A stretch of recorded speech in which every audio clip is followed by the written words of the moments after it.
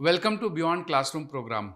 Today's topic of discussion is NASA's astronauts delayed return. Why it was delayed, and during that period of time of 9 months, what problems were faced, what is the International Space Station, how it functions, why the research is required at microgravity, is it different than the research done at Earth?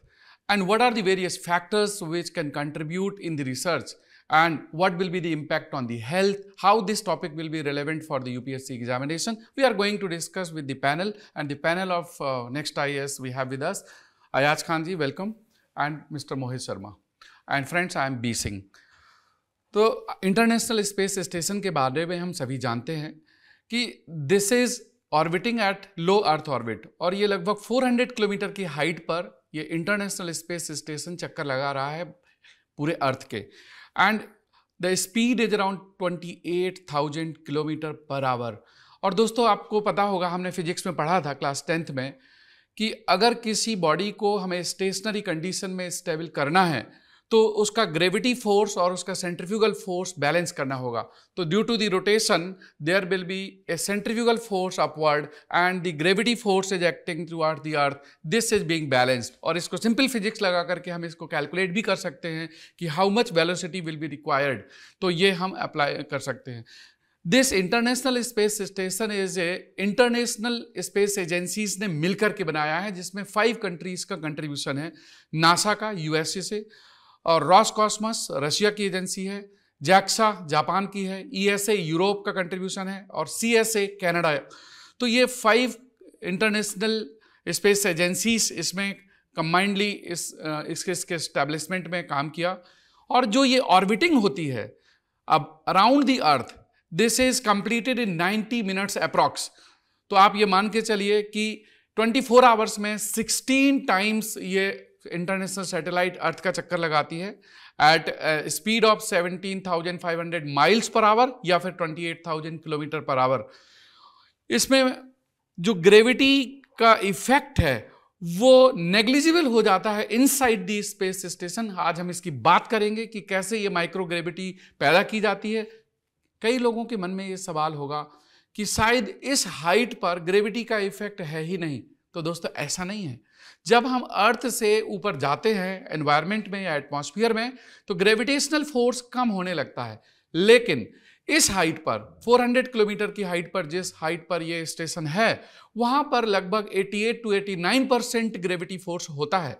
तो अगर अर्थ में gravitational effect है, जिसको हम gravitational acceleration से major करते हैं, जी जिसको कहते हैं 9.8 मीटर पर सेकेंड स्क्वायर, तो इस हाइट पर जाकर के इसका इफेक्ट होता है 88%। तो इसकी वैल्यू होगी लगभग, it will be 8.7 metre per second square.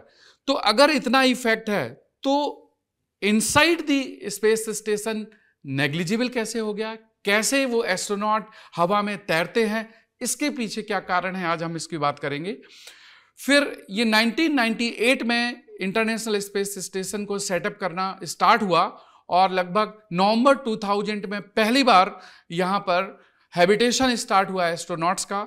और ये इतना बड़ा है इंटरनेशनल स्पेस स्टेशन कि अगर हम इसके सारे पार्ट्स को मेजर करें, लेंथ और विड्थ को, तो ये किसी फुटबॉल फील्ड की तरह नजर आता है।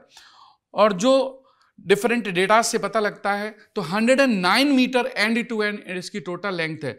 बट इसमें बहुत सारा पार्ट वो है जिसमें सोलर पैनल लगे हुए हैं, जिससे कि सोलर एनर्जी रिसीव करके उसको इलेक्ट्रिकल एनर्जी में कन्वर्ट किया जाता है। और इसमें लेबोरेटरी है, रहने के लिए एक घर तरह का पूरा प्रोविजन है, जिसको 6 बेडरूम सेट की तरह कंपेयर करते हैं। और टोटल साइज जो वेट देखें तो 4,20,000 किलोग्राम के बराबर है, और ये 420 टन हो गया। तो 420 टन इसका टोटल वेट है। और इस पूरे सिस्टम में जब आप देखेंगे तो बहुत सारी टेक्नोलॉजी इन्वॉल्व है। अर्थ से स्पेस स्टेशन तक जाने का सफर, एस्ट्रोनॉट्स को कैसे ले जाया जाता है, क्या चैलेंजेस होते हैं, एस्ट्रोनॉट्स वहाँ कैसे रहते हैं, उनकी हेल्थ में क्या इम्पैक्ट होता है, और जब वो वापस आते हैं तो आने में किस तरह के थ्रेट्स हैं, क्या डेंजर हैं, वो उनको ओवरकम कैसे किया जाता है। जब वो पृथ्वी के वायुमंडल में पुनः एंटर करता है यान, तो उसमें किस तरह से फ्रिक्शनल रेजिस्टेंस आता है, 1600 to 2000 डिग्री सेंटीग्रेड का टेम्परेचर प्रोड्यूस होता है, उसको हीट रेजिस्टेंट कैसे बनाया जाता है। इस बार आपने देखा होगा न्यूज़पेपर में कि वो स्प्लैश लैंडिंग हुई, तो स्प्लैश लैंडिंग क्या होती है, समुंदर में क्यों उतारा गया, उसको हार्ड लैंडिंग क्यों नहीं की गई, और साथ में वहाँ ऑक्सीजन कैसे मिलती है एस्ट्रोनॉट्स को, पानी का क्या होता है। तो बहुत सारे ऐसे सवाल हैं जिसके आंसर आज हम अपने एक्सपर्ट से जानेंगे, और इस आंसर के डिस्कशन में मुझे उम्मीद है कि आपको बहुत सारे एरियाज यूपीएससी एग्जामिनेशन और दूसरे कॉम्पिटिटिव एग्जाम्स हैं वहाँ पर प्रीलिम्स और मेंस में इसको आपको हेल्प मिलेगी।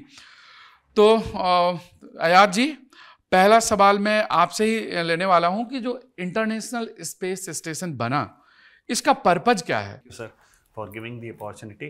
सर, इंटरनेशनल स्पेस स्टेशन, जैसे आपने बताया कि सोवियत यूनियन या रशिया अपना मीर ऑपरेट कर रहा था, यूएस का स्काई लैब था, तो इन दोनों ने डिसाइड किया कि हम मिलकर एक कंबाइंड स्पेस स्टेशन बनाते हैं जिसमें कि 12 मॉड्यूल्स हैं सर, मतलब, और इसमें 2 पार्ट्स हैं स्पेस स्टेशन के, एक जो है रशियन ऑर्बिट कंट्रोल में है और एक है यूएस कंट्रोल में। हालांकि पार्टनर 5 है बट उसके पार्ट्स 2 ही है, मेन पार्ट्स 2 ही हैं सर। अच्छा, इसमें सर इसको बनाने के लिए भी अगर थोड़ी सी आप इजाज़त है तो इसमें सर जैसे आपने बताया अभी कि इसकी जो ऑर्बिट है 400 to 450 किलोमीटर है, बट इसमें एक छोटी सी बात मैं ऐड करना चाहूँगा, खासतौर से प्रिलिमिनरी पॉइंट ऑफ व्यू से। International space station polar orbit में पोल टू पोल मूव नहीं करता है। इंटरनेशनल स्पेस स्टेशन का इंक्लिनेशन 51.5 डिग्री है। उसके पीछे रीजन ये है कि सर इस इंक्लिनेशन पे अगर ये अर्थ है, ग्लोब है हमारा, और इस इंक्लिनेशन पे अगर इसको मूव इसका मतलब आप ना ये जो बता रहे हैं ये लैटिट्यूडनल पोजीशन बता रहे हैं। जी, हाँ, उस लैटिट्यूड के ऊपर, जी, ऐसे लैटिट्यूड पर जाएगा।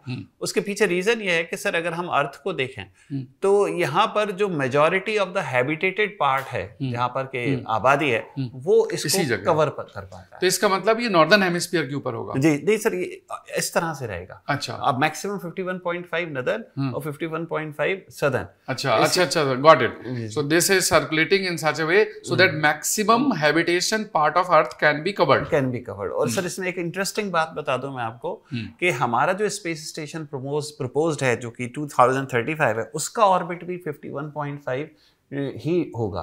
तो हम भी जो है एक इंटरनेशनल रोल प्ले करने का यहाँ पर सोच रहे हैं। सर दूसरी बात इसमें एक चीज और है कि कोई भी स्पेस स्टेशन इतना हैवी होता है, जैसे आपने बताया 4,20,000 टन, तो 4,20,000 केजी, सॉरी सर, तो उसमें मतलब आज तक किसी भी स्पेस एजेंसी के पास ऐसा रॉकेट नहीं है कि वो इतने हेवी ऑब्जेक्ट को ले पाए।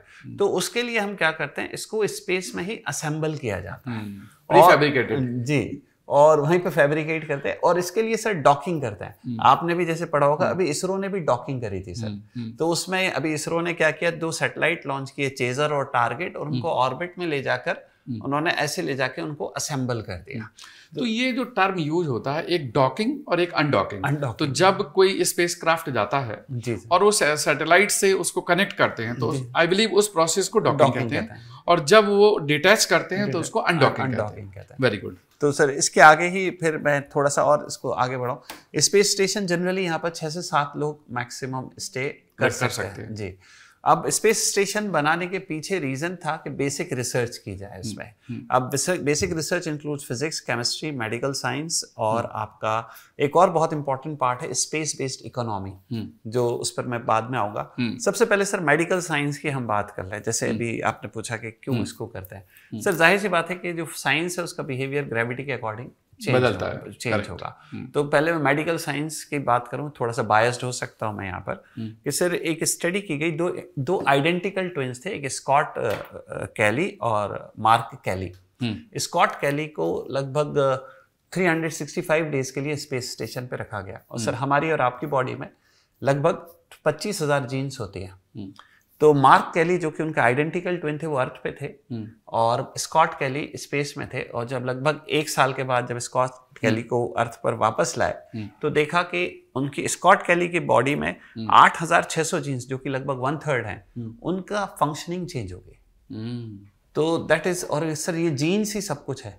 जीन से प्रोटीन बनता है और प्रोटीन हमारी बॉडी की फंक्शनिंग को डिसाइड करता है, हेल्दी होना अनहेल्दी होना, खासतौर से जो खराब बीमारियां हैं कैंसर वगैरह जैसी, प्रोटीन सिंथेसिस के अनरेगुलेशन की वजह से थे। तो इसके लिए सर एक नई ब्रांच शुरू की है उन्होंने, स्पेस ऑमिक्स, और ये भी प्रिलिमिनरी के लिए इंपॉर्टेंट है क्योंकि बहुत से लोग इसको स्पेस इकोनॉमिक्स के तौर पे पढ़ेंगे, बट इसका मतलब है कि माइक्रो ग्रेविटी का हमारी बॉडी पर क्या असर होता है उसको स्टडी करना।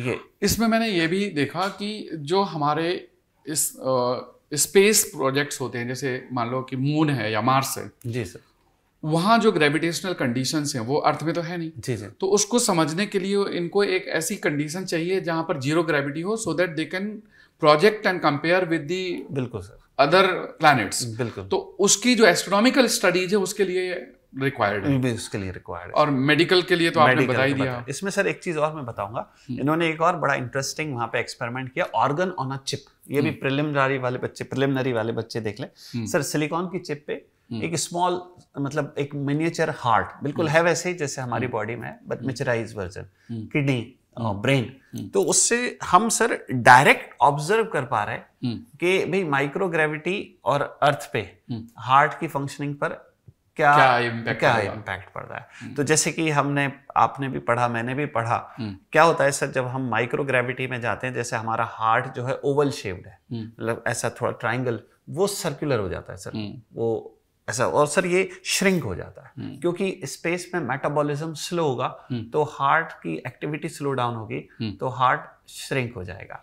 फिर हमने वहां पे सर एक काम और किया इन लोगों ने, कि इन्होंने वहां पर जैसे जो डिजीज हैं, जैसे अल्जाइमर है, पार्किंसन है, कैंसर है, इनकी स्टडीज वहां पे रिसर्च की, और नॉट ओनली दैट, इन्होंने ड्रग डिलीवरी सिस्टम भी वहां पर तैयार करा इसके।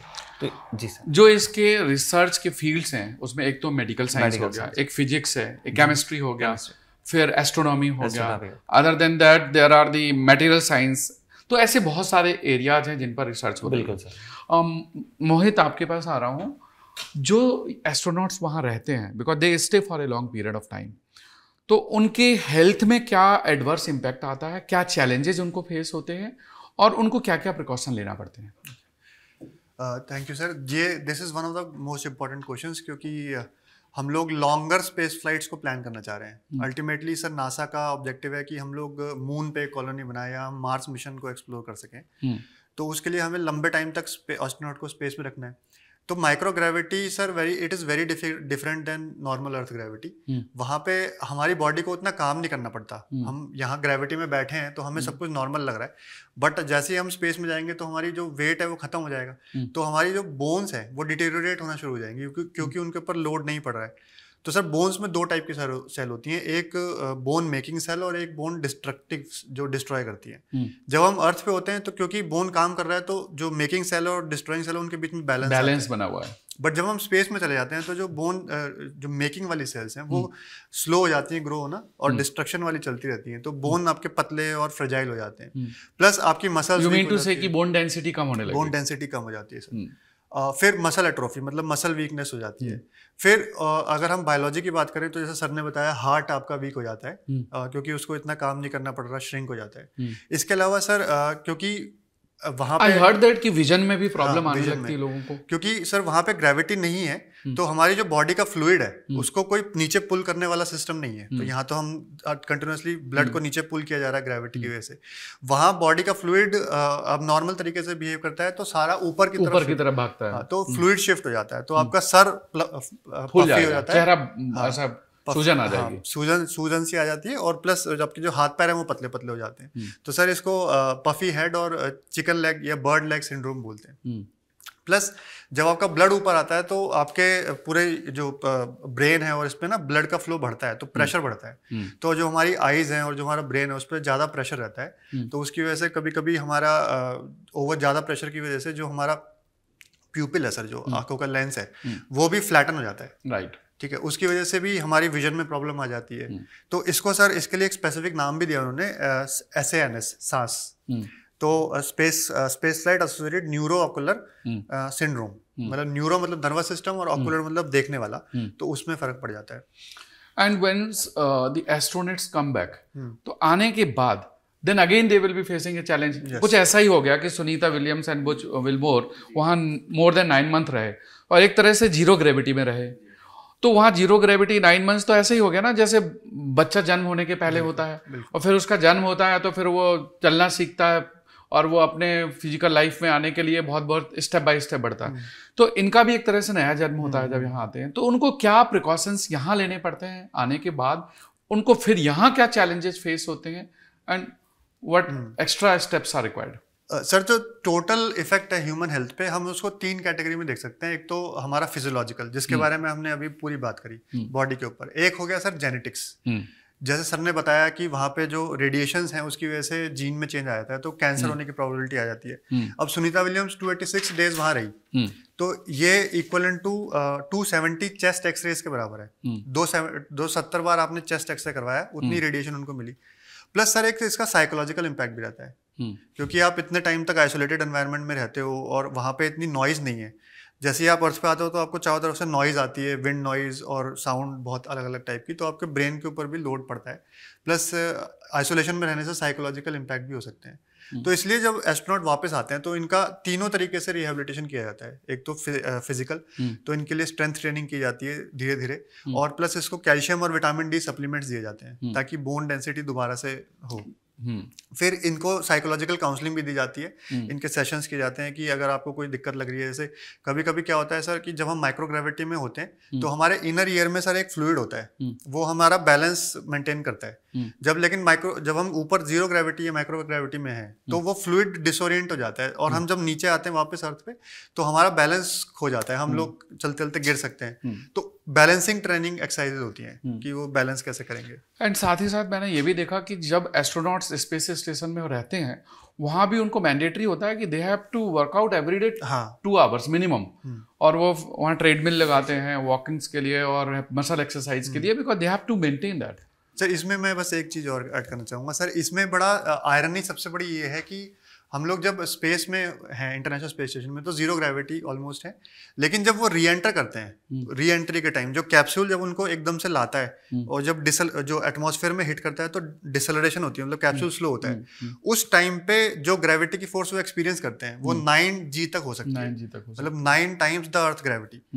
तो आप सोचिए सर, किसी को आपने 9 महीने रख दिया जीरो ग्रेविटी में, फिर जब उसको वापस ला रहे हैं अर्थ की ग्रेविटी में, बीच में 9G एक्सपीरियंस करवा दिया उसको। तो आई एम श्योर उसमें फिर ना ये शॉकर्स लगाते होंगे ताकि उसको ना एब्जॉर्ब कर सके। हाँ, लेकिन sir it's a very difficult, मतलब ये जो माइक्रो ग्रेविटी की बात कर रहे हैं तो दोस्तों ये आपको समझना है कि माइक्रो ग्रेविटी या नो ग्रेविटी क्या होता है।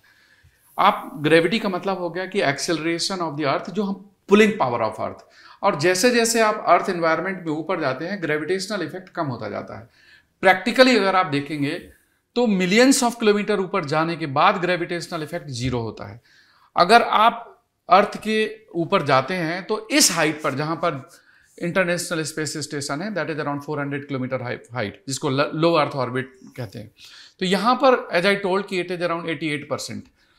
तो बाहर तो 88% है, इसका मतलब कि ऐसा नहीं है कि वहां पर ग्रेविटी है ही नहीं, पूरे इन्वायरमेंट में, मतलब वहां पर एक्चुअली एटमॉस्फेयर नहीं है, गैसेस नहीं है, बट हैवी गैसेस नहीं है, लेकिन जो वहां ऑब्जेक्ट हैं they have the pulling power of the earth that is around 88%, 8.7 metre per second square. उसको बैलेंस करने के लिए इसको हॉरिजॉन्टल या रोटेशनल स्पीड दी जाती है। तो हमने एक मौत का कुआं सुना है कि उसमें बाइक चलाता है, और वो बाइक चलाता इसलिए है कि जिस तरह से उसको फोर्स चाहिए, वो सेंट्रीफ्यूगल फोर्स और सेंट्रीपिटल फोर्स को बैलेंस करता है। यहाँ पर ग्रेविटेशनल फोर्स को बैलेंस करने के लिए सेंट्रीफ्यूगल फोर्स चाहिए, और वो सेंट्रीफ्यूगल फोर्स आता है उसके हॉरिजॉन्टल वेलोसिटी से या टेंजेंशियल वेलोसिटी से। तो 28,000 किलोमीटर पर आवर की टेंजेंशियल वेलोसिटी इस लेवल पर दी जाती है, तो उसका बैलेंस अब क्रिएट हो गया। अब नाउ सिंस इट इज पूरा सैटेलाइट मूव कर रहा है, रोटेट कर रहा है, 90 मिनट में पूरे अर्थ का चक्कर लगा रहा है, तो उसके अंदर, सैटेलाइट के अंदर, वहां पर जीरो ग्रेविटी इंपैक्ट हो जाता है और वो पूरा क्लोज्ड चैम्बर है। तो वो माइक्रो ग्रेविटी का मतलब है नेग्लिजिबल, जीरो ग्रेविटी का मतलब कि नो ग्रेविटी। तो जैसे जब माइक्रो ग्रेविटी और नेग्लिजिबल ग्रेविटी वो इस तरह से प्रोड्यूस होता है, जो हॉरिजॉन्टल वेलोसिटी रोटेट करके। दूसरा मैं इसमें एक बात और बताना चाहूँगा कि अगर आपको जीरो ग्रेविटी चाहिए और आपको अर्थ के एनवायरनमेंट को क्रॉस करके आपको स्पेस में जाना है तो आप मान के चलिए, जैसे ये हमारा जियो स्टेशनरी सैटेलाइट की हाइट है 36,000 किलोमीटर, उस हाइट पर भी ग्रेविटी इफेक्ट जीरो नहीं है, उससे भी कई गुना आगे जाना पड़ेगा। तो ये बहुत ही ग्रेजुअली वैनिश करता है। अयाज जी, आपके पास आ रहा हूं कि 2 सवाल क्लब कर रहा हूं। पहला ये कि जो एस्ट्रोनॉट्स गए, Sunita Williams and Butch Wilmore, ये गए किस लिए थे? इनका पर्पज वहां जाने का क्या था? क्योंकि ये गए थे 5 जून 2024 को और इनको 13 जून 2024 को वापस आना था। This was 8 day journey. तो 8 डेज में रिसर्च तो नहीं हो सकती, तो इनका पर्पज क्या था और फिर ये डिले क्यों हुआ, and why the technical reasons हैं, जो भी हैं? जी सर, इसमें मैं थोड़ा सा इलॉबरेट राइट जी। देखिए सर, नासा जो है, जैसे सर अभी हम थोड़ी देर पहले बात भी कर रहे थे, नासा ने अपना शटल प्रोग्राम को रिटायर कर दिया। फिर वो एक लेकर आए कॉट्स और सीसीपी।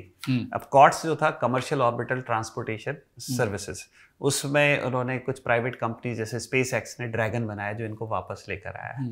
और एक और प्रोग्राम उनका कमर्शियल क्रू प्रोग्राम सीसीपी, उसमें तहत उसका काम है एस्ट्रोनॉट्स को स्पेस स्टेशन पर ले जाना।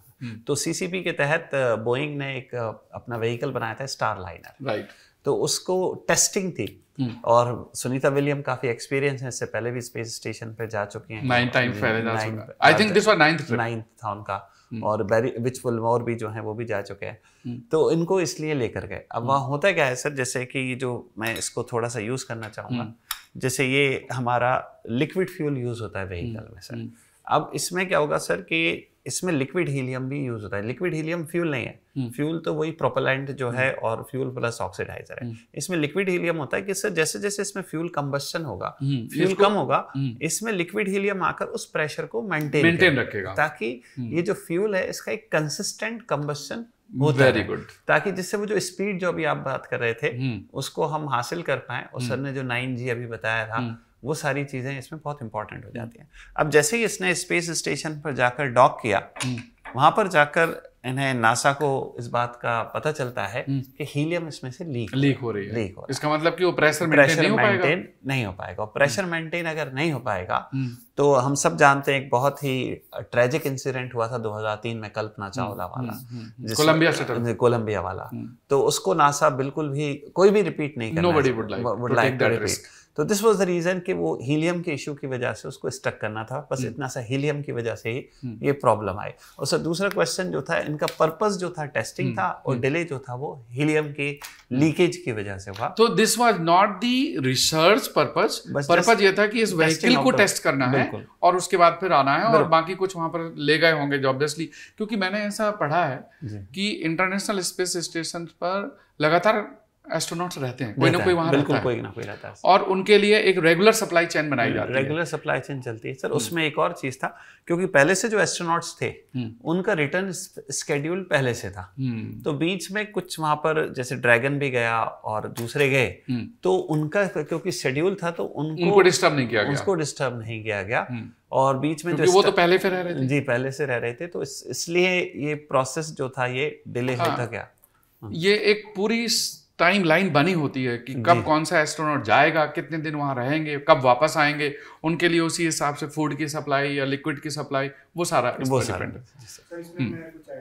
प्लीज सर, जो पूरा आपने सर ने बताया जो हीलियम वाला था, एक तो वो था, और इसमें सर अगर हम बोइंग का स्टारलाइनर का लॉन्च शेड्यूल भी देखें तो उसको कई बार डिले किया गया था। ग्राउंड पे भी उनके जो टेस्ट थे, कंप्यूटर प्रोग्राम, वो भी लोड करने में दिक्कत आ रही थी। सर हीलियम वाला इशू तो था ही, उनके एक और इशू था कि जो थ्रस्टर है ना उसके, जो जैसे जब डॉकिंग करते हैं सर, तो थ्रस्टर्स उसको अलाइन करते हैं, जो रॉकेट टाइप होते हैं उसमें। तो 28 रॉकेट हैं, उनमें से 5 जो है वो फायर ही नहीं हुए, तो इसलिए उसकी डॉकिंग में 1 घंटा एक्स्ट्रा लग गया। तो जब थ्रस्टर फेल हो गए तो फिर ये भी डाउट था कि जब वो रिटर्न होगा उस टाइम भी अगर थ्रस्टर वगैरह फेल हो गए तो फिर प्रॉब्लम हो सकती है लैंडिंग में। तो उसमें ओवर हीटिंग का इशू था सर। ओवर हीटिंग की वजह से उसका जो ट्यूब है, टेफ्लॉन की जो रिंग होती है अंदर, वो एक्सपैंड कर गई और अंदर का जो फ्यूल है वो सही से आ नहीं रहा था, प्रॉपर्ली अंदर आ नहीं रहा था। ये 2 इश्यूज थे सर।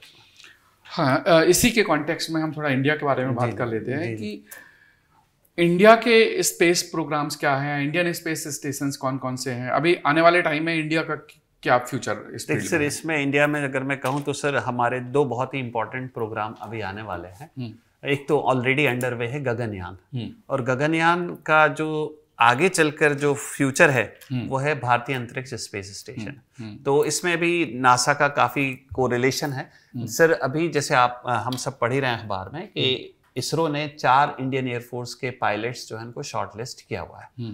जैसे कि अगर हमें याद हो, राकेश शर्मा भी जो गए थे स्पेस में, वो भी इंडियन एयरफोर्स से ही थे। तो इसमें 4 लोग हैं, और ये 4 में से 3 लोग 3 दिन के लिए 400 किलोमीटर के ऑर्बिट में ऑर्बिट करेंगे, और फिर उसको हम वापस लेकर आ जाएंगे। ये गगनयान का प्रोग्राम है सर। बट गगनयान अपने आप में स्टेप, ये कोई फाइनल डेस्टिनेशन नहीं है। अगर इसको हम आगे लेकर जाना चाहें तो गगनयान के बारे में प्राइम मिनिस्टर ने भी बोला है, इसरो के चेयरमैन जो थे सोमनाथ साहब, उन्होंने भी बोला, उनसे पहले वाले जो चेयरमैन थे सिवान साहब, उन्होंने भी कहा कि गगनयान स्पेस स्टेशन टुवर्ड्स भारतीय अंतरिक्ष स्टेशन। अब इसको जो है, हम इसको गगनयान को ले जाना चाहते हैं हमारे स्पेस स्टेशन। जैसे मैंने अभी थोड़ी देर पहले बताया, हमारा स्पेस स्टेशन भी जो है वो 400 to 450 किलोमीटर ऑर्बिट करेगा एट 51.5 डिग्री इंक्लिनेशन। मगर हमारा जो स्पेस स्टेशन है सर, उसमें 5 मॉड्यूल्स होंगे, और ये करीब लगभग 3 से 4 लोगों को सस्टेन कर पाएगा एट अ टाइम। तो ये अभी हमारा इसको लेकर प्लान है। मगर इसी को अगर हम थोड़ा सा और देखें तो भारतीय अंतरिक्ष स्टेशन के लिए जो हमने व्हीकल आइडेंटिफाई किया है वो है सूर्या, जिसको हमने NGLV next generation launch vehicle भी कहा गया, जो कि एक री एंट्री व्हीकल भी होगा और एक्सपेंडेबल व्हीकल भी होगा। री एंट्री मतलब जैसे कि जो वापस आ जाता है उसको री एंट्री कह देते हैं। एक्सपेंडेबल व्हीकल जो है जिसकी एंट्री नहीं होती है। सर इसी स्पेस स्टेशन को एस्टैब्लिश करने के लिए, क्योंकि स्पेस स्टेशन इतना हैवी होता है, जैसे हमारा स्पेस स्टेशन 52 टन का होगा, तो अभी इंडिया के पास कोई भी व्हीकल नहीं है जो 52 टन के सैटेलाइट को ले जा पाए। तो इसको भी हम वही उसी तरीके से करेंगे जैसा कि स्पेस स्टेशन हुआ, इसकी हम स्पेस में असेंबलिंग करेंगे। तो फैब्रिकेशन यहाँ हो गया, असेंबलिंग वहाँ हो जाएगी। आप अलग अलग यूनिट ले जाइए, कई बार में ले जाइए, and that is what is being done. अगर आप कोई बड़ी बिल्डिंग यूनिट बनाते हैं तो उसके अलग अलग कंपोनेंट्स पहले फैक्ट्री में बना करके, जैसे आजकल स्टील स्ट्रक्चर बनते हैं, दैट इज सेम वे। इसीलिए अभी इसरो ने स्पेडएक्स किया था सर। और इसी को थोड़ी सी और अगर इजाजत दें तो हमारे जो प्राइम मिनिस्टर है उन्होंने कहा भी है कि 2035 में भारतीय अंतरिक्ष स्टेशन होगा, और 2040 में इंसान को, हम ह्यूमन बींग्स को, इंडियन ह्यूमन बींग्स को हम मून पर पहुंचाएंगे। तो सर ये गगनयान से शुरू होकर landing of the Indian people on the moon, ये सारी चीजें आपस में कोरिलेटेड हैं इसकी। Just for the information of the students I would like to tell that कि जो यूएस का सबसे पुराना स्पेस स्टेशन था वो था Skylab, and that was launched in 1973, और 1979 में उसको डीऑर्बिटिंग कर दी गई, उसको स्क्रैप कर दिया गया। उसके बाद फिर एक मीर सोवियत यूनियन ने लॉन्च किया था, दैट वाज इन 1986, और 2001 में उसको भी डीऑर्बिटिंग कर दी गई। और अभी इन 2 के अलावा अभी इंटरनेशनल स्पेस स्टेशन फंक्शनिंग है, और इसके बारे में कहा जा रहा है कि ये 2030 तक काम करेगा, 2030 तक। अभी हम इस पर भी बात करेंगे कि 2030 के बाद इसमें क्या होगा। और इसके अलावा भी मोहित कोई और भी हैं जो स्पेस स्टेशन अभी फंक्शनिंग हो? सर एक चाइना का है सर, टियांगोंग। सर वो चाइना ने 2021 के आसपास लॉन्च किया था, अप्रैल 2021 में, बट वो अभी बहुत छोटा है, 92 टन का है, 96 टन का है। उसमें 3 क्रू रह सकते हैं एक टाइम पे, बट जब भी हैंड ओवर होता है, मतलब जब एक टीम आती है दूसरी टीम जाती है, तो अप टू 6-7 तक रह सकते हैं। अभी मैंने ल्यूनर गेटवे का भी नाम सुना था कि ल्यूनर गेटवे जो नासा, ESA मतलब यूरोपियन एजेंसी, और कनाडा और जो जापान की एजेंसी है, they jointly they will launch by end of this decade.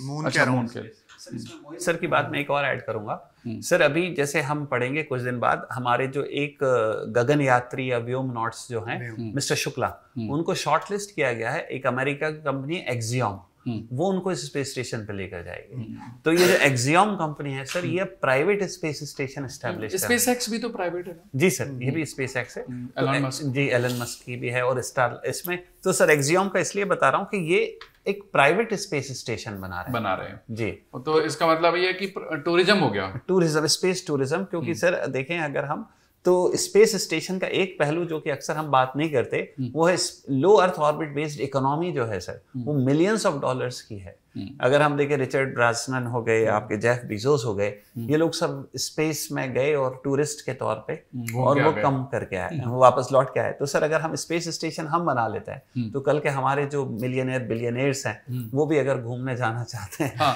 तो अभी लोग पहले लोग गांव से निकल के हिल स्टेशन जाया करते थे, अब लोग इंडिया से निकल के विदेश जाते हैं, अब ना लोग इस अर्थ से निकल के स्पेस पे जाएंगे। So that is how the science is explore करते करते आगे there are so many new avenues. Yes. Sir इसमें बस एक चीज बस फाइनली, क्योंकि हम ये सारी चीजें जो प्लान कर रहे हैं वो लो अर्थ ऑर्बिट में प्लान कर रहे हैं अप टू मतलब 400-500 किलोमीटर के आसपास। सर इसी रेंज में बहुत सारी डेब्रीज भी हैं, स्पेस डेब्रीज। और सर अब जैसे आपने स्टार्टिंग में बताया था 28,000 किलोमीटर पर आवर पे ये इंटरनेशनल स्पेस स्टेशन चलता है। अगर इस स्पीड पे कोई एक पेंट का टुकड़ा भी अगर टच हो जाता है तो वो आपके स्पेस स्टेशन में छेद कर सकता है सर। तो उसलिए बहुत इंपॉर्टेंट है कि हम लोग ऐसी एबिलिटी डेवलप करें कि हम हर एक चीज को ट्रैक कर सकें, डेब्रीज को।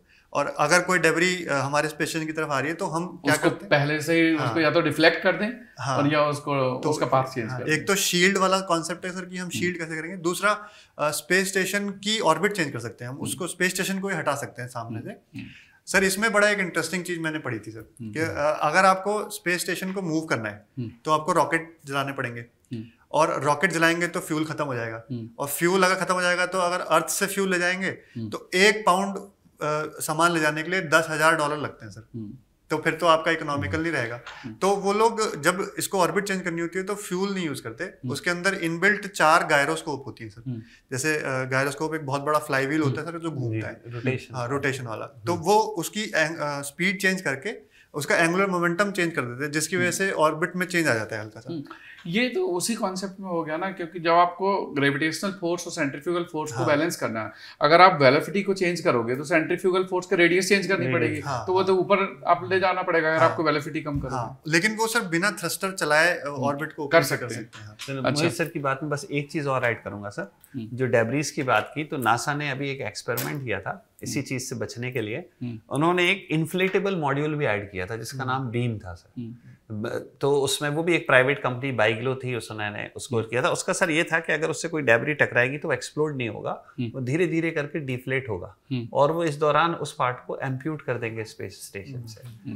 तो ये भी था। और मगर डेब्रीज के लिए तो अलग ही मसला है, इसके लिए हमने जीरो ऑर्बिटल डेब्रीज प्रोग्राम भी चलाया हुआ है। जो एस्ट्रोनॉट्स यहाँ रहते हैं उनके लिए 3 बहुत मेजर चैलेंजेस हैं। एक तो वाटर का इंतजाम कैसे होगा, दूसरा ऑक्सीजन का इंतजाम कैसे होगा, तीसरा जो आप कार्बन डाइऑक्साइड प्रोड्यूस कर रहे हैं ह्यूमन एक्टिविटीज से, रेस्पिरेशन से, उसको कैसे डिस्पोज ऑफ करेंगे। तो ये एक कंप्लीट क्लोज चैम्बर है और यहाँ पर ऑक्सीजन को जो प्रोड्यूस करते हैं उसके 2 मैकेनिज्म है। एक तो कंप्रेस्ड ऑक्सीजन सिलेंडर ले जाते हैं इमरजेंसी के लिए, उनको भी रखते हैं। दूसरा वाटर से, मतलब जिसको पानी से इलेक्ट्रोलिसिस करके उससे हम ऑक्सीजन को प्रोड्यूस करते हैं। तो सोलर एनर्जी से इलेक्ट्रिसिटी बनाते हैं और उस एनर्जी से, इलेक्ट्रिसिटी से इलेक्ट्रोलिसिस करके वाटर को एक हाइड्रोजन, जिसको आप कंबाइंड हाइड्रोजन कहते हैं, और दूसरा ऑक्सीजन में प्रोड्यूस करते हैं। तो एक कंबाइंड हाइड्रोजन को या तो आप एटमॉस्फेयर में लिबरेट कर दो, दूसरा जो कार्बन डाइऑक्साइड प्रोड्यूस होती है ह्यूमन रेस्पिरेशन से, तो कार्बन डाइऑक्साइड को फिर हाइड्रोजन से रिएक्ट कराते हैं और उससे मीथेन और वाटर बना देते हैं। तो मीथेन को फिर फाइनली लिबरेट आउट कर दिया जाता है क्योंकि वो हार्मफुल है, और उस वाटर को फिर एक बार इलेक्ट्रोलिसिस करा के ऑक्सीजन बना देते हैं। तो ये कि साइक्लिक हो गया। दूसरा, जितना भी वाटर यहाँ पर कंज्यूम करते हैं, जितने भी लोग यहाँ रहते हैं, अब वो या तो यूरिन के थ्रू निकलेगा या स्वेट के थ्रू निकलेगा या जो ह्यूमिडिटी क्रिएट होगी, वो पूरा का पूरा पानी जो वेपर में कन्वर्ट हो गया है या किसी दूसरे फॉर्मेट में, उसको रिसाइकिल करते हैं और रिसाइकलिंग करके फिर उसको यूज करते हैं। इसका मतलब लोग, इसमें मैंने पढ़ा था कि yesterday's coffee is tomorrow's coffee. NASA ये कहता है कि स्पेस एस्ट्रोनॉट की yesterday's coffees will be again the tomorrow's coffee.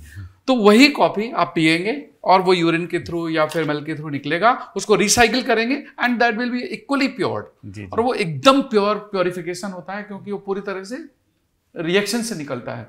तो ये बड़ा इंटरेस्टिंग है यहाँ पर। सर और बस 2 चीजें मैं ऐड कर दूं सर।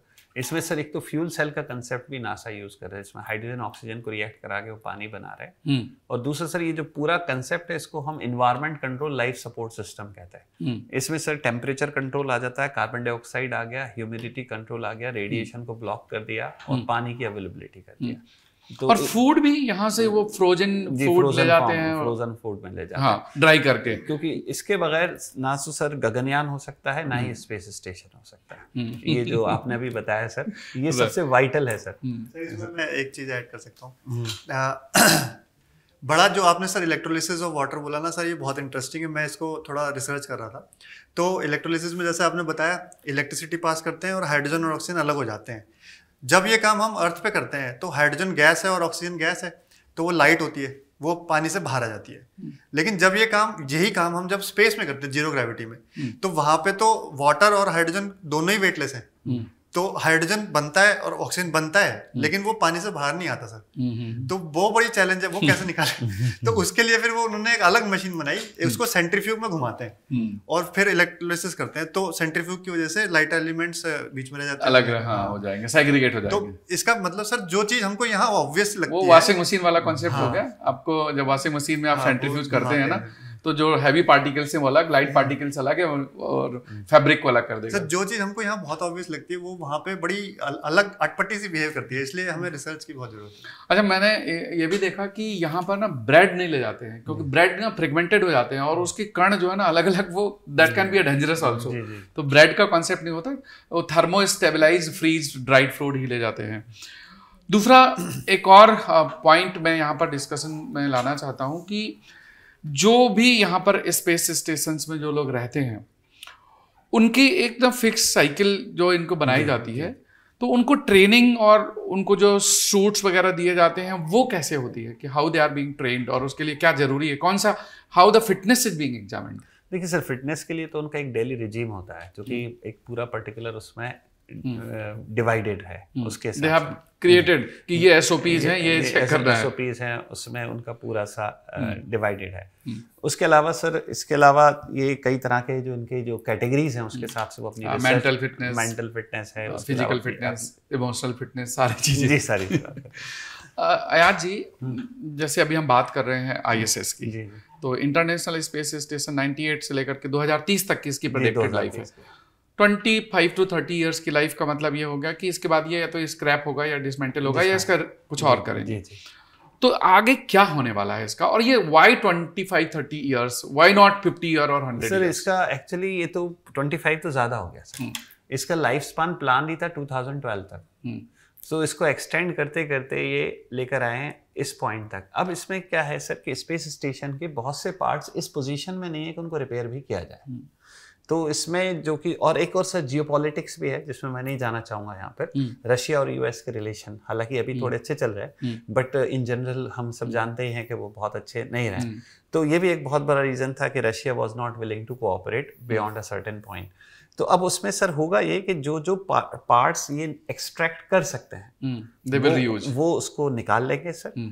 और बाकी ड्रैगन जो है स्पेस एक्स का, उसको कॉन्ट्रैक्ट दिया गया है, वो एक रोप या टिदर जिसको कहते हैं वो स्पेस स्टेशन से अटैच करेगा और उसको पुल करेंगे, जिसकी स्पीड लगभग 17,000 किलोमीटर पर आवर की स्पीड से आएगी। तो सर इससे मेजॉरिटी पार्ट इसका बर्न हो जाएगा और साउथ वेस्ट पैसिफिक, जिसको कि हम graveyard of the space craft कहते हैं, जहाँ स्काईलैब को गिराया था, जी वहां पे ले जाके इसको गिरा दिया जाएगा। तो ये इसका फ्यूचर है। इसीलिए सर इंडिया भी अपना स्पेस स्टेशन बना रहा है। हाँ, अभी जो मोहित जी ने कहा था कि यहाँ पर ना हमेशा डेब्रिस टकराते रहते हैं, क्योंकि इतने सारे फ्रेगमेंटेड बॉडीज एटमॉस्फेयर में हैं, तो एक तो उनकी वजह से इसमें पंक्चर होते रहते होंगे। तो मुझे लगता है जो यहाँ पर परमानेंटली एस्ट्रोनॉट्स को रहने की जरूरत है, उसका कारण ये कि इसकी रिपेयरिंग रेगुलर। दूसरे जो मैं देख रहा हूँ कि जो इसमें एनर्जी जनरेशन के लिए सोलर पैनल यूज हुए हैं, सोलर पैनल की एक लाइफ है 25-30 इयर्स में उनकी लाइफ डिग्रेड होकर के उनकी एफिशिएंसी डाउन हो जाती है। तो वो एक सोलर पावर जनरेशन का भी एक वो फर्क हो सकता है। That is what I presume, I may not be exactly correct on जी। उसके अलावा भी है, और सर वो जो आपने कहा रिपेयरिंग के लिए, सर रिपेयरिंग के लिए स्पेस वॉक की जाती है। स्पेस वॉक जो है कई पर्पज से की जाती है। बेसिकली उसका मतलब वो चल नहीं रहे, वो सिर्फ वहां पर तैर रहे हैं, और उसके लिए उनकी बॉडी से एक रोप बांध दी जाती है जिसको इससे लगा दिया जाता है। ये एक सेफर होता है एक तरह का, उनको थ्रस्टर के तौर पर वहां पर वो करते हैं। तो सर ये इसका अच्छा, स्पेस वॉक से मुझे एक पॉइंट याद आ गया कि जब स्पेस वॉक करते हैं तो एक स्पेसिफिक कलर का व्हाइट कलर का सूट पहनते हैं, एस्ट्रोनॉट सूट, और उसको अगर आप देखेंगे अर्थ में तो उसका वेट होता है 127 kg। हालांकि वहां तो वो माइक्रो ग्रेविटी में है तो वो फील नहीं होता, और वो जो सूट व्हाइट कलर का होता है उस कलर का भी एक स्पेसिफिक सिग्निफिकेंस है, क्योंकि वहां या तो सन होगा या फिर डार्क होगा। तो वो भी डार्क और सन 90 मिनट्स में फर्क हो जाता है। सनराइज सनसेट इज 90 मिनट, इतना फास्ट रोटेट कर रहा है, तो उस डार्कनेस में वो रिफ्लेक्टिव होता है व्हाइट कलर, तो इसलिए व्हाइट बना जाता है ताकि उसके आइडेंटिफिकेशन हो सके कि कहां पर है भाई अगर कुछ डार्कनेस आ गई। दूसरा, उसमें इतना थर्मल इंसुलेशन 3 लेयर का बनता है, ये outer layer, middle layer, inner layer, और अलग अलग मटेरियल्स यूज होते हैं। इसी में ऑक्सीजन सिलेंडर होता है, इसी में जो कमांड कम्युनिकेशन के लिए जो जितने भी मैकेनिज्म होंगे वो होंगे, प्लस रिस्पिरेशन के लिए, ऑक्सीजन को सप्लाई करने के लिए, कार्बन डाइऑक्साइड को कैप्चर करने के लिए, वाटर के लिए, तो ये पूरा इनबिल्ट सिस्टम होता है। प्रेशर भी क्रिएट, और यस एग्जैक्टली, तो वो प्रेशर के लिए भी, तो इसलिए इसका वेट वहां पर नेग्लिजिबल फील जरूर होता है, but when it's seen in the on the earth तो इसका वेट होता है 127 kg। तो उसी में एक चीज और ऐड कर दूं सर, जैसे जब ये लोग स्पेस वॉक के लिए आते हैं तो ऐसा नहीं कि जैसे हम लोग अभी दरवाजा खोल के बाहर चले गए, इनको सर उससे पहले कई घंटे सिर्फ प्योर ऑक्सीजन दी जाती है सर। और प्योर ऑक्सीजन देने का पर्पस ये होता है कि बॉडी में जो भी नाइट्रोजन अवेलेबल है उसको बाहर कर दिया जाए, क्योंकि जब ये बाहर आएंगे सर तो ग्रेविटेशनल चेंज आएगा, उसमें जो भी आएगा, तो जो ऑक्सीजन नाइट्रोजन के जो बबल बनते हैं वो बैंड्स कहलाते हैं, और उससे बहुत सीवियर पेन हो सकता है। तो इसलिए इनको प्योर ऑक्सीजन में, और एक और फैक्ट ऐड करूंगा सर, इनकी नासा की एक लैब है न्यूट्रल बायोएंसी लैब, जो कि है उसमें sir 6.2 million gallon litres of water में अंदर पानी के अंदर इनकी ट्रेनिंग की जाती है। जब उस पानी के अंदर ये 7 घंटे ट्रेनिंग करते हैं तब ये 1 घंटे स्पेस वॉक कर सकते हैं। तो वो that has to be done. तो ये सारी तैयारी के साथ पहले से उस एक्लेमेटाइज करने के लिए उनको ट्रेनिंग दी जाती है सर। और इसी क्रम में जैसे स्पेस के कलर की बात कर रहे थे हम सूट के, जी सर, तो जब जाने का या आने का समय होता है, जब ये रॉकेट में या फिर स्पेस शिप में होते हैं, तो ये ऑरेंज कलर का सूट पहनते हैं, और ये ऑरेंज कलर का सूट जो पहनते हैं उसमें भी वही मैकेनिज्म होती है, लेकिन इसका वेट लगभग 14 kg होता है। और इसको एस्ट्रोनॉट इसलिए ऑरेंज कलर का पहनते हैं कि आइडेंटिफाइबल है। कई बार क्या होता है कि लौटते समय, और मान लीजिए कि डिसलोकेशन हो गया, तो उनको रिलोकेट करने के लिए orange is the one of the best colours. दूसरा, जब उनको ट्रेनिंग दी जाती है, तो ट्रेनिंग में जब यहाँ अर्थ में होते हैं, लेबोरेटरी में होते हैं, तो सिंबॉलिकली ब्लू कलर का सूट पहनाया जाता है। तो कई बार हम जब एस्ट्रोनॉट को देखते हैं ना, यहाँ पर देखते हैं तो ब्लू कलर दिखता है। जब जैसे कल्पना चावला वाली जो पिक्चर आप देखेंगे कोलंबिया की जो ट्रैवल के दौरान, तो वो उसमें ऑरेंज कलर की दिखेगी, और अगर हम इनके देखेंगे स्पेस स्टेशन के अंदर तो व्हाइट कलर का दिखेगा। और इसी तरह से एक और डार्क ब्लू कलर का भी होता है। तो जब ये बाहर निकलते हैं या आ जाते हैं वापस ऑन दी कलर, तो फिर उनको फिर एक ब्लू कलर का। तो ये 4 कलर की सिग्निफिकेंस है। कभी कभी कुछ स्पेसएक्स जैसी एजेंसियां हैं, उन्होंने अपना व्हाइट या ब्लैक भी बनाया हुआ है बाय द प्राइवेट एजेंसीज। तो ये इसका भी एक सिग्निफिकेंस है। हाँ Mohit ji, would you like to add anything on this discussion? Sir, इसमें जैसे हम स्पेस वॉक की बात कर रहे थे, सर ने कहा सर ये बहुत ही ज़्यादा रिस्की भी होता है सर कई बार, क्योंकि आप बिल्कुल स्पेस स्टेशन के बाहर हो, वहाँ पे रेडिएशन और हीट वगैरह बहुत ज़्यादा रहती है। तो इस सेंस में ना सर ये रोबोटिक्स को ज़्यादा प्रमोट करना चाह रहे हैं आगे, कि जैसे जो छोटे मोटे मरम्मत का काम है वो रोबोट्स वगैरह कर दें। तो इसलिए इंटरनेशनल स्पेस स्टेशन में कुछ रोबोट्स को भी भेजा गया, ऑलरेडी हैं अभी। हाँ, कुछ रोबोट तो ऑलरेडी हैं, जैसे एक रोबोनॉट करके उनको भेजते ताकि वो जाके भाई स्पेस वॉक कर ले और ह्यूमन थोड़ा सेफ रहे अंदर। तो दोस्तों, ये था डिस्कशन आज का इंटरनेशनल स्पेस स्टेशन और वहाँ चैलेंजेस, या जो एस्ट्रोनॉट्स वहाँ से आए उनको डिले क्यों हुआ। और नेक्स्ट आईएएस का जो ये डिस्कशन था ये यूपीएससी एग्जामिनेशन को ध्यान में रख करके हमने किया। हमारे व्यूज से आप एग्री कर सकते हैं, डिसएग्री भी हो सकते हैं, बट जो भी हम लोगों ने डिस्कशन किया ये हमारे एक्सपर्ट हैं साइंस एंड टेक्नोलॉजी के, अयाज खान जी और मोहित शर्मा जी। और दोस्तों मैं हूं B Singh, founder and director next IAS and made easy group. और आपको ये डिस्कशन कैसा लगा आप ज़रूर कमेंट करिए। आप आगे कौन सा टॉपिक अंडर डिस्कशन चाहते हैं, जो सुनना चाहते हैं, कमेंट बॉक्स में वो लिखेंगे तो हम उसी टॉपिक को पिकअप करके उस पर हम आगे डिस्कस करेंगे नेक्स्ट अपकमिंग वीक में। और टिल देन जय हिंद।